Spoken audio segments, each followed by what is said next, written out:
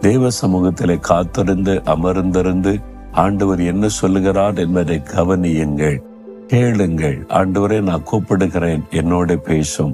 நீ செய்ய போகிற பெரிய காரியம் என்ன? என்னை குறித்து, என் பிள்ளைகளை குறித்து, எதிர்காலத்தை குறித்து என்ன திட்டம் வைத்திருக்கிறீர்? நீங்க கேட்டு பாருங்க. அழகாய் கர்த்தர் உங்களோடு பேசுவார். உங்களுடைய வாழ்க்கையில் அற்புதங்களும் அடையாளங்களும் நடக்கும். நீங்க தடுமாறி கொண்டிருக்கிற காரியத்துல கொஞ்சம் நிதானமாய் அமர்ந்து ஆண்டவர் சொல்லுவதை கவனிக்க பழகிட்டீங்கன்னா உங்களுடைய வாழ்க்கை ஆசீர்வாதமாய் இருக்கும். அதற்கு ஒப்பு கொடுக்கிறீங்களா? ஆண்டவரே, என்னை நோக்கி கூப்பிடு, நான் உனக்கு உத்தரவு அருளுவேன், பெரிய காரியத்தை அறிவிப்பேன்னு சொன்னீங்க.